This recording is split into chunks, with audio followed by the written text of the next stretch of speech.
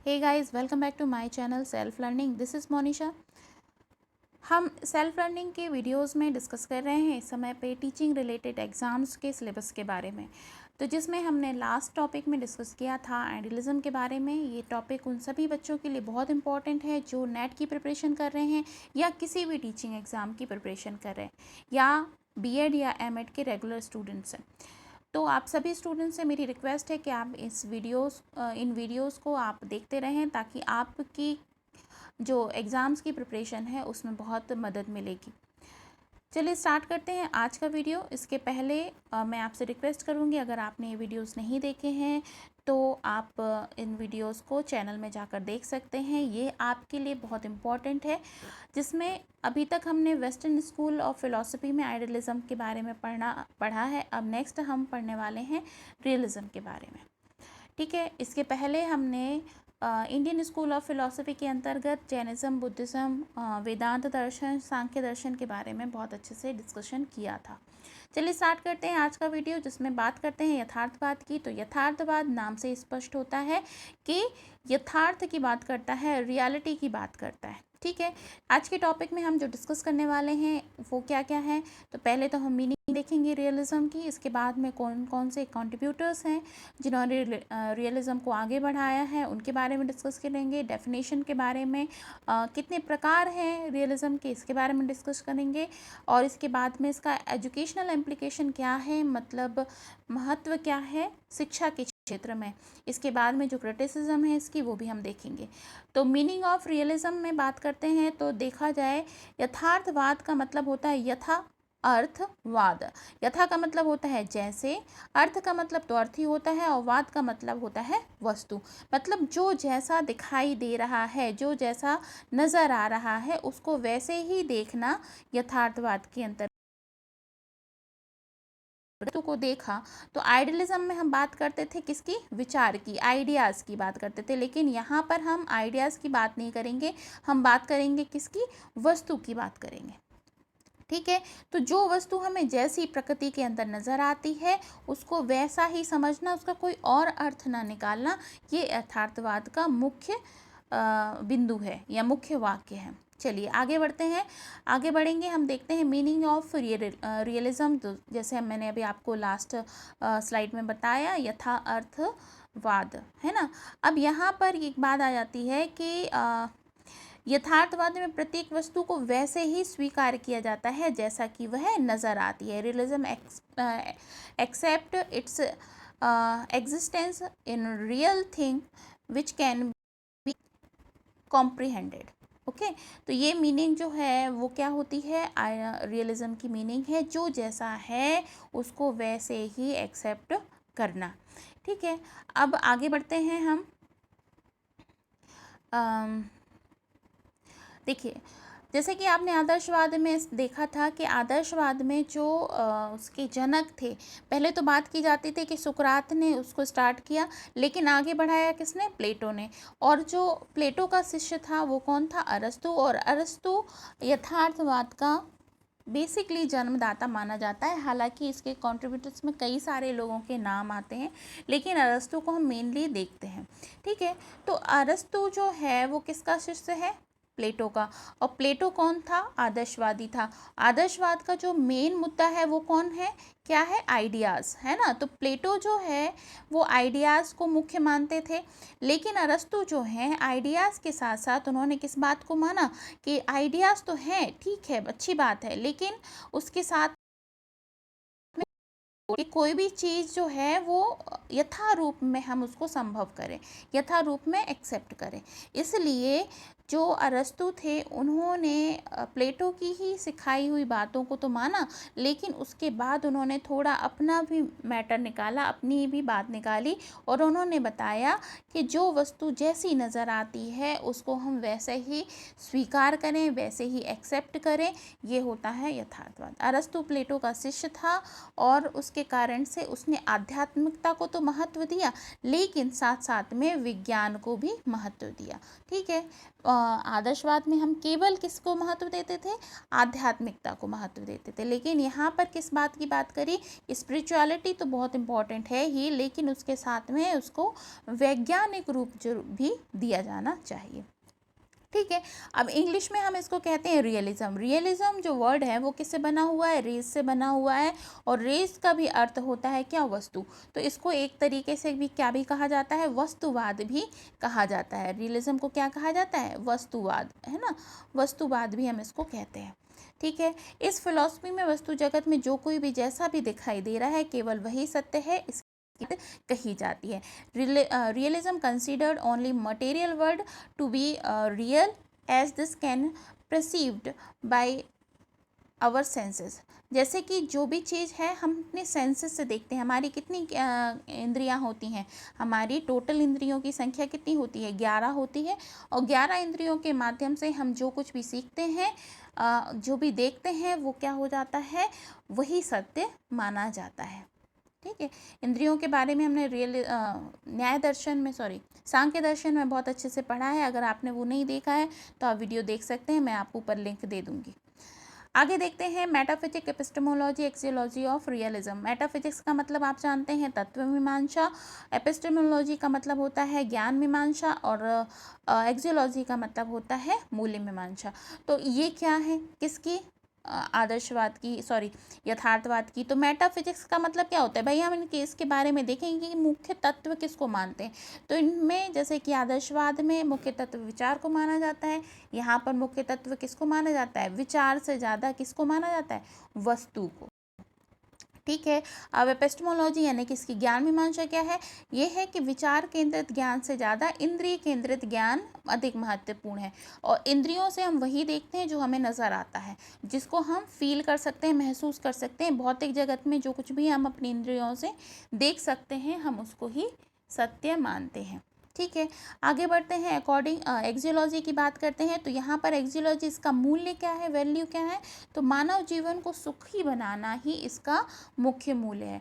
मैं आपको बताना चाहती हूँ कि आदर्शवाद में काफ़ी दिनों तक आदर्शवाद को बहुत इम्पोर्टेंस दी जाती थी, लेकिन क्या हुआ कि उसके विरोध में कुछ दर्शन सामने आए, क्योंकि आदर्शवाद में आध्यात्मिकता को जोड़ दे रहे हैं, विचार जगत को जोड़ दिया जा रहा है, जो किसी ने, शिक्षक ने जो बात कह दी गई उसको जोड़ दिया जाता है।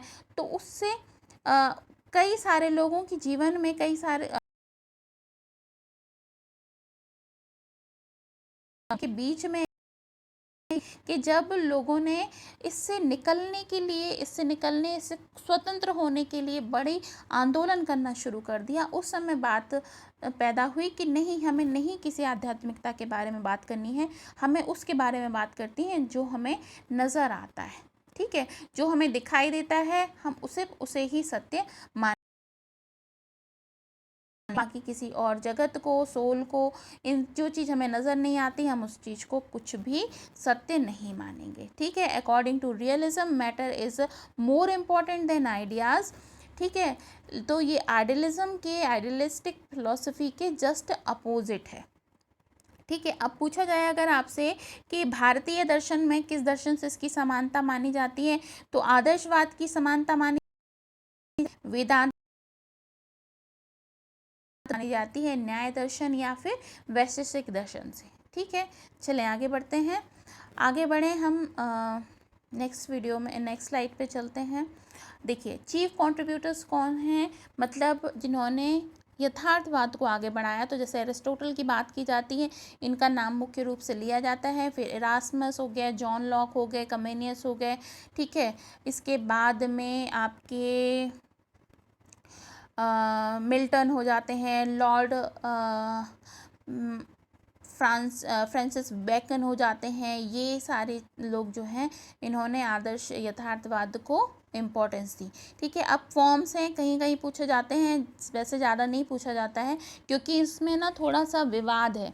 अलग अलग लोगों ने अपनी अपनी बुक्स में अलग अलग तरीके से इनके उसको बताया है। वैसे जनरली मेनली माने जाते हैं कि ह्यूमनिस्टिक रियलिज्म है, सोशल रियलिज्म है, सेंस रियलिज्म है और न्यू रियलिज्म है। ह्यूमनिस्टिक का मतलब मानवतावादी, सोशल का मतलब सामाजिक, सेंस का मतलब इंद्रिय जनक और न्यू का मतलब होता है नव्य, है ना। लेकिन कुछ लोग तो जो होते हैं वो थोड़ा अलग भी मानते हैं। सरल यथार्थवाद, फिर आता है वैज्ञानिक यथार्थवाद, फिर आता है नव्य यथार्थवाद, फिर आता है मानवतावादी यथार्थवाद, सामाजिक यथार्थवाद और फिर व्याख्यात्मक यथार्थवाद।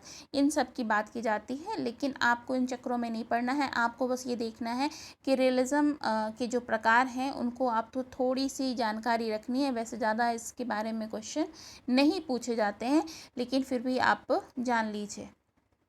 पहली बात आती है किसकी, ह्यूमनिस्टिक रियलिज्म, यानी कि यहाँ पर बात की जाती है ह्यूमन की, ह्यूमनिस्टिक की यानी कि आपके मानवतावादी की। ठीक है, तो जनरल ह्यूमन वेलफेयर, यहाँ पर पहली बात मैंने तो आपको बनाना। आदर्शवाद में बहुत सारे आपको दंडात्मक अनुशासन फेस करने पड़े थे, लेकिन यहाँ पर बात की जाती है कि नहीं, यहाँ पर आप मनुष्य जीवन को कैसे कितना ज़्यादा आसान, कितना ज़्यादा सुखी बना सकते हो, उसके बारे में बात की जाती है। ठीक है, तो शिक्षा से मानव जीवन को सुखद बनाना, उन्नत बनाना ही इसका मुख्य लक्ष्य होता है। ठीक है, तो जॉन मिल्टन हैं जो वो इसके कंट्रीब्यूटर्स में आते हैं। यहाँ पर जो मेन समर्थक हैं वो आते हैं, इंग्लिश फिलोसोफर इरास्मस आते हैं। और ठीक है, यहाँ पर एक Milton different from most of the other realist जो होते हैं उनसे थोड़ा सा डिफ़र करते हैं। ये इन टू वेज में कैसे डिफ़र करते हैं कि he believe in God, he oppose the education of masses. ठीक है, यहाँ पर उन्होंने ये बात करी है कि जनसाधारण को ही सारा एजुकेशन देने के लिए इन्होंने थोड़ा मना किया है। इस कारण से ये थोड़े से इनसे अलग माने जाते हैं, है ना। और ये भगवान को मानते हैं। वैसे यथार्थवाद में ईश्वर की किसी भी तरीके की स्वीकृति को नकार दिया जाता है। सोशल रियलिज्म की बात करते हैं। सोशल में क्या आता है आपका, in this kind of realism the thing which is socially useful to us in only real. ठीक है, they say education must working efficiency of the individual in any way. ठीक है, for purpose history, geography, arithmetic, diplomacy, law, welfare, horse riding. ठीक है, और ये सारे subject उन्होंने इंक्लूड करे हैं करिकुलम में। तो सोशलिज्म में क्या बात की जाती है, in this kind of realism this kind socially useful to us, है ना। ऐसी बात की जाती है कि भाई सामाजिक रूप से हम सभी के लिए इम्पोर्टेंट हो, इस तरीके के रियलिज्म की बात ये करते हैं। लॉर्ड मैन जो थे वो इसके मुख्य जनक माने जाते हैं। जॉन लॉक जो हैं वो कंट्रीब्यूटर्स माने जाते हैं इसके। ठीक है, इसके अलावा इन्होंने बात किसकी करी है, सेल्फ एक्सपीरियंस की बात की है कि वही चीज़ सही है जो आप अपने एक्सपीरियंस से सीखते हैं। जैसे कि मान लेते हैं आपको किसी ने बताया कि आग के पास मत जाइए क्योंकि वह आपको जला देगी, लेकिन अगर आपने अपने आप से एक्सपीरियंस किया आग के पास जाकर और आपको जो तपन महसूस हुई, उससे आपने जो सीखा वो बहुत महत्वपूर्ण रहेगा आपके जीवन में, आप कभी उसको नहीं भूलोगे। सेंस रियलिज्म की बात करते हैं तो सेंस रियलिज्म की बात, सेंस से समझ में आता है क्या, इंद्रियजनक, इंद्रियों से संबंधित। तो इंद्रियां आपकी कौन सी होती हैं, कर्मेंद्रियां और ज्ञानेंद्रियां, और एक आपका होता है मन। ठीक है, this philosophy gives the preference to knowledge gain by observation and experience, that is by the content between external world and senses. ठीक है, यहाँ पे बात की जाती है कि हम केवल वही सत्य माने जो कि हम इंद्रियों से देख, एक्सटर्नल वर्ल्ड में जो बाहरी जगत में जो भी हम इंद्रियों से देखते हैं समझते हैं वही सत्य होता है।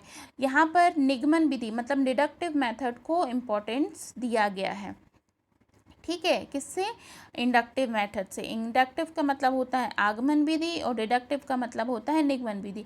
ठीक है, यहाँ पर they gives the importance the mother tongue, science subjects and practical aspect of education. यहाँ पर बात की जाती है मदर टंग में एजुकेशन किया जाना चाहिए, साइंस सब्जेक्ट को प्रमोट किया जाता है, प्रैक्टिकल आस्पेक्ट्स को इम्पोर्टेंस दी जाती है। ठीक है, कमेनियस जो हैं वो इसके मेन कंट्रीब्यूटर माने जाते हैं। आगे बढ़ते हैं। न्यू का मतलब होता है नव्य, है ना, नया। ठीक है, नव्य यथार्थवाद है जो, तो वो क्या है, according to this form of realism rules and procedures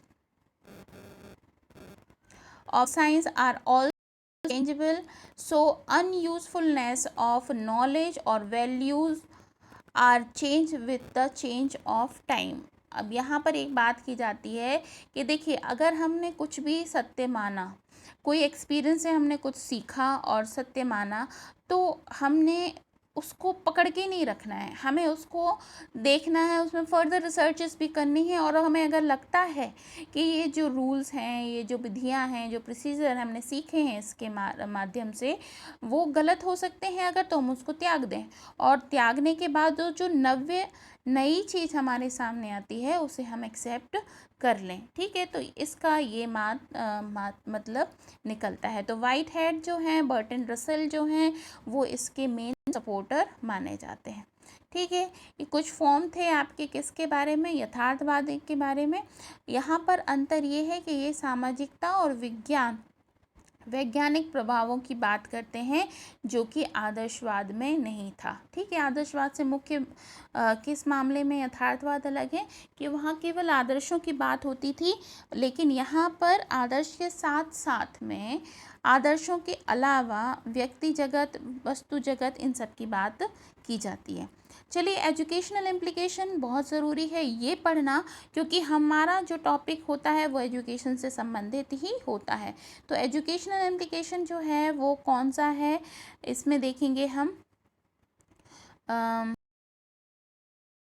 characteristic of nature. तो ये है कि बेस्ड ऑन साइंस, यहाँ पर पहली बात आ जाती है क्या, ये साइंस से संबंधित है। Based on present life of child, यहाँ पर ये वर्तमान जीवन को महत्व देता है। प्रेजेंट लाइफ, आप भूत में मत जाइए, भविष्य में मत जाइए, मनुष्य के प्रेजेंट जीवन को ही इम्पोर्टेंट बनाने की या महत्वपूर्ण या उसको उन्नत बनाने की कोशिश कीजिए। Education should emphasise applications of knowledge, यहाँ पर एजुकेशन जो है वो क्या करना चाहिए, आप नॉलेज को, अप्लाइड नॉलेज को प्रमुखता दीजिए। अब क्या है, action rather than thinking is important, so material education is must. यहाँ पर है ना, जो बात की गई है वो किसकी बात की गई है, कार्य की बात की गई है, खेलों की बात की गई है, मटेरियलिस्टिक थिंग्स की बात की गई है, ना कि विचार की बात की है। इन्होंने ये बात की भाई आप करके बताइए, करके सीखिए, और उसी को इम्पोर्टेंस दिया जाता है। ऐसा नहीं कि आप बैठकर विचार कर रहे हैं कि ये चीज़ सत्य होगी तो हम भी मान लें ये सत्य है, नहीं, हमें एक्सपीरियंस चाहिए, एक्सपेरिमेंट्स चाहिए। इसके बाद नेक्स्ट आगे बढ़ते हैं। It gives more freedom to child, जैसे कि आपने आदर्शवाद में देखा था कि आदर्शवाद में बच्चों को इम्पोर्टेंस नहीं दिया गया था, उनको कोई फ्रीडम नहीं था, जो टीचर बोल देता था वही सत्य होता था। तो यहाँ पर ऐसा नहीं है, यहाँ पर बच्चों भी दी गई है। ठीक है, vocational subject should be included in curriculum. देखो, ये एकमात्र एक ऐसा वाद मान लीजिए या एक ऐसी फ़िलॉसफ़ी है जहाँ पर वोकेशनल एजुकेशन को इम्पोर्टेंस दिया गया है। ये यथार्थवाद से ही आपके व्यावसायिक सब्जेक्ट जो हैं, व्यावसायिक शिक्षा जो है उसको महत्व दिया जाने लगा था। ठीक है, आगे बढ़ते हैं हम। यहाँ पर नॉलेज एक्वायर थ्रू सेंसेस और सेंसेस, हाँ, senses of the pupils should be trend and effectively. Knowledge यहाँ पर किस चीज़ से एक्वायर किया जाता है, सेंसेस से एक्वायर किया जाता है। तो जो शिक्षा देने का कार्य है उसमें किस चीज़ पर महत्व दिया जाना चाहिए, आपके सेंसेस को ट्रेंड करने के लिए, है ना, आपकी इंद्रियों को प्रशिक्षित करने के लिए यहाँ पर एजुकेशन प्रदान किया जाना चाहिए। आगे बढ़ते हैं। Individual as as well as social development is necessary. यहाँ पर एक बात की जाती है, आपका व्यक्तिगत और आपका सामाजिक जो विकास है वो अत्यधिक महत्वपूर्ण है। ठीक है, आगे बढ़े हम एम्स ऑफ एजुकेशन में देख लेते हैं। इसके महत्वपूर्ण जो एम्स हैं वो क्या है, तो देखिए, to prepare the child for happy and successful life. ठीक है, यहाँ पर स्टूडेंट्स को प्रिपेयर करना है कि आप अपने जीवन को हैप्पी बनाइए, एक सक्सेसफुल लाइफ को बनाइए, और life by solving real problems of life successfully. ठीक है, यहाँ पर एक बात की जाती है कि आप अपनी प्रॉब्लम को सॉल्व कीजिए, संघर्ष कीजिए, अपनी समस्याओं को सुधारिए। To make the child practical minded, यहाँ इस चीज़ के लिए ट्रेन किया जाता है कि उसके अंदर प्रैक्टिकल माइंड डेवलप हो, ताकि वह काम करके उसका रिजल्ट निकाल कर रिजल्ट ओरिएंटेड बात कर सके। ठीक है, to make the child strong enough to face the bitter realities of the life. जीवन को इतना स्ट्रॉन्ग बना दीजिए कि अगर आपके जीवन में किसी तरीके की ऐसी सिचुएशन भी आती हैं जो कि सही नहीं है, अच्छी नहीं है, तो भी आप उस सिचुएशन से खुद को निकाल सकें और आगे बढ़ सकें। To train the child use his senses to the maximum, उसके बच्चे के जो सेंस ऑर्गन्स हैं उनको कितना तेज़ी से, कितना ज़्यादा वो इस्तेमाल कर सकता है, इसके लिए उसको ट्रेन किया जाना चाहिए। To enable the child earn his livelihood through vocational and practical education and knowledge. यहाँ पर बात की जाती है कि बच्चे को वोकेशनल यानी कि व्यावसायिक शिक्षा, प्रैक्टिकल शिक्षा और नॉलेज दिया जाना चाहिए, ताकि वो अपने जीवन को सुखी बना सके। देखिए, यहाँ पर एक बहुत इम्पॉर्टेंट बात है कि सुखी बनाने की बात कही जा रही है। जीवन को सुखी आप किस तरह से बना सकते हो उस पर फोकस करें। ठीक है, to bring the child closer to the nature, यहाँ पर एक बात और की गई है जो कि प्रकृतिवाद से संबंधित है कि चाइल्ड को, बच्चे को नेचर के साथ में, नेचर से क्लोज करना चाहिए, प्रकृति द्वारा उसको शिक्षा दी जानी चाहिए। To develop his physical and mental power, यहाँ पर बच्चे की फिजिकल पावर को और मेंटल पावर को डेवलप करने की बात कही जाती है। करिकुलम की बात करते हैं तो करिकुलम में जो रियलिस्टिक्स जो होते हैं वो क्या कहते हैं कि वोकेशनल एजुकेशन होना चाहिए, व्यवसायिक शिक्षा होना चाहिए, a system of general education to earlier stage. यहाँ पर एक बात की जाती है कि आप एक जो प्राथमिक बेसिक शिक्षा जो दें वो क्या हो, जनरल एजुकेशन हो, बाद में आप उसे वोकेशनल एजुकेशन दें, ताकि उसका उपयोग करके वह अपने करियर को बना सके, अपनी आजीविका को। ठीक है, in later period of the academic life, यहाँ पर स्पेशलाइजेशन की बात होगी, वो किसके लिए, लेटर पीरियड में होगी। अब इसके बाद में एजुकेशनल एट लेटर स्टेज, यहाँ पर जो गंभीर बातों की बात कही जाएगी, गंभीर शिक्षा की बात की जाएगी, वो लेटर स्टेज में की जाएगी। स्टार्टिंग में जो एजुकेशन हो वो बहुत क्या हो, लाइट हो, जनरल हो, प्रकृति से संबंधित हो, ठीक है, सेंस से संबंधित हो, इंद्रियों से संबंधित ज्ञान के बारे में ये बात करते हैं। ठीक है, किन सब्जेक्ट को इम्पोर्टेंस देते हैं, तो subject would include in realism, तो यहाँ पर बात की जाती है courses in physics, chemistry, mathematics, life sciences, social sciences, ठीक है, इन एन इंटीग्रेटेड वे, मतलब सबको एक साथ जोड़कर समग्रता में आपको शिक्षा देनी है। इसके बाद में आ जाता है लिटरेचर, बायोग्राफी, इसके बाद में philosophy, psychology and arts. No separate curriculum for moral science, यहाँ पर वैल्यू एजुकेशन, मोरल साइंस यानी नैतिक शिक्षा को कोई अलग से टॉपिक या सेपरेट सिलेबस नहीं दिया गया है। तो कुल मिला के किस चीज़ को बात कही गई है इनके सब्जेक्ट्स में, साइंस के सब्जेक्ट्स को भी इम्पोर्टेंस दिया गया है, साथ ही साथ में साइकोलॉजी यानी कि मनोविज्ञान को बहुत महत्व दिया गया है। लेकिन नैतिकता, नैतिक शिक्षा के बारे में ज़्यादा इन्होंने बात नहीं की है। मेथड ऑफ टीचिंग के बारे में बात करते हैं तो observation method, sense experiences method and self experiment method. यहाँ पर ये बात करते हैं कि आप ऑब्जर्व कीजिए, निरीक्षण कीजिए। इसके बाद में सेंस एक्सपीरियंस, आपके इंद्रियों से आपने जो अनुभव किया है उसके महत्व उसके द्वारा सीखिए। इसके बाद में सेल्फ एक्सपीरियंस से सीखिए, अपना खुद का अनुभव, स्व अनुभव से सीखिए। एक्शन अदर देन थिंकिंग, सोचने से ज़्यादा आप करके बताइए। जो कार्य है जिसको आप करते हैं तो सामने रिजल्ट होता है, वो इम्पोर्टेंस इसमें बताया गया, इम्पोर्टेंट बताया गया है, उसको इम्पोर्टेंस दी गई है। ठीक है। ऑडियो विजुअल एड्स, यहाँ पर पहली बार किसकी बात की गई शिक्षा में?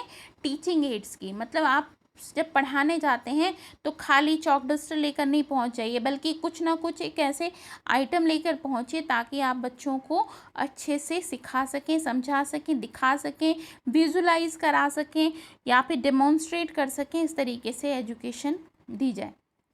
इंडक्टिव मेथड यानी कि आगमन विधि को बहुत इंपॉर्टेंस दी गई है, और ट्रेवलिंग मेथड, एक्सपीरियंसेस मेथड, इन सभी को भी बहुत महत्वपूर्ण माना गया है। ठीक है। शिक्षण सूत्र जो है इसमें वो क्या है? विशिष्ट से सामान्य, ज्ञात से अज्ञात, सरल से कठिन। भाई विशिष्ट से सामान्य जो है वो क्या है? इसी का सूत्र है का है। इसके बाद में सरल से कठिन की तरफ जाना है, ये भी इसके शिक्षण सूत्र हैं। ठीक है। तो आपको समझ में आ गई ये मेथड ऑफ टीचिंग, कौन कौन सी मेथड्स हैं इसमें। आगे बढ़ते हैं। Rule of discipline. देखिए जब हमने आदर्शवाद की बात करी थी तो वहाँ पर ये बात की गई थी कि अगर बच्चे ने कोई भी गलती करी है तो उसे क्षमा नहीं किया जाएगा, लेकिन यहाँ पर ऐसा नहीं है। रूल ऑफ टीचर, यहाँ पर जो टीचर का रोल है वो क्या है? उतना अच्छा नहीं है जितना कि आइडियलिज्म में माना गया था। ठीक है। तो यहाँ पर टीचर को एक फैसिलिटेट करने वाला, फैसिलिटेटर माना गया है, कि बच्चे को सुविधा दाता है। टीचर बच्चे के लिए एक तरीके का गाइडेंस देने वाला है। ठीक है। उसको मार्गदर्शन देने वाला है, और वो इतनी जल्दी बच्चे को पनिश नहीं करेगा। उसमें स्व अनुशासन यानी कि सेल्फ डिसिप्लिन को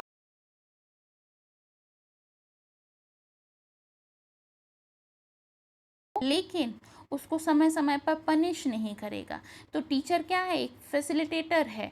यहाँ पर एक तरीके से क्या है? सुविधा देने वाला, सुविधा देने वाला व्यक्ति है। ठीक है। चलिए आगे बढ़ते हैं हम। क्रिटिसिज्म है। क्रिटिसिज्म में की बात कर ली जाए, वैसे तो रियलिज्म जो है वो क्या है? एक तरीके से अपोज में आया था। किसके अपोज में आया था? आदर्शवाद के अपोज में आया था। ठीक है। तो जो भी बातें आदर्शवाद में कही गई थी उसको इन्होंने गलत मान दिया। वहाँ डिसिप्लिन को इम्पोर्टेंस दिया गया था, यहाँ पर उन्होंने कहा नहीं, डिसिप्लिन इतना ज़्यादा इम्पोर्टेंट नहीं है, बच्चे को अगर आप बांध के रखोगे तो उसका विकास नहीं हो पाएगा। तो जो कुछ भी है वो सब कुछ किससे है? आइडियलिज्म के विपरीत है। तो यहाँ पर ये बात की गई, रियलिज्म मटेरियल वर्ल्ड को इम्पोर्टेंस देता है। ठीक है। बहुत ज़्यादा इम्पोर्टेंस देता है। इसके बाद में नेग्लेक्ट द स्पिरिचुअल वर्ल्ड, इन्होंने पूरी तरीके से आध्यात्मिकता को पूरी तरह से क्या कर दिया? नकार दिया। Realism does not expect the importance of internal values. ठीक है। यहाँ पर रियलिज्म जो है वो इंटरनल वैल्यूज़ को एक्सेप्ट नहीं करता है।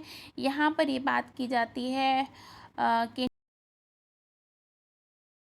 आपको इस वस्तु जगत में दिखाई दे रहा है, जो रियल हैप्पीनेस है, जो दिखाई दे रही है आपको, जिससे आपको खुशी मिलती है, केवल वही सत्य है, जो थोड़ा सा गलत भी हो सकता है कई सेंसेस में।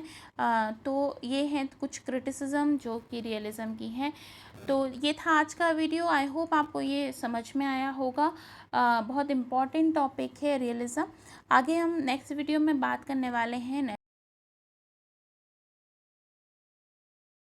इम्पॉर्टेंट वाले हैं जो किसी भी तरह का कोई भी टीचिंग एग्ज़ाम दे रहे हैं या उसकी प्रिपरेशन कर रहे हैं।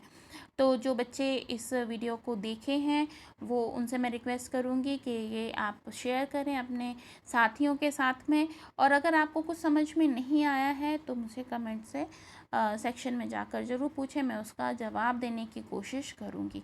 ठीक है, चलिए जो स्टूडेंट्स यूजीसी नेट की प्रिपरेशन कर रहे हैं उनसे मैं रिक्वेस्ट करूँगी, क्योंकि एग्ज़ाम बहुत नज़दीक है, आप इन वीडियोस को बहुत डिटेल में देखिए ताकि आपकी कुछ प्रिपरेशन करने में। चलिए, this is Monisha signing off. अपना ख्याल रखिएगा, मिलती हूँ आपसे नेक्स्ट वीडियो में, तब तक बाय बाय।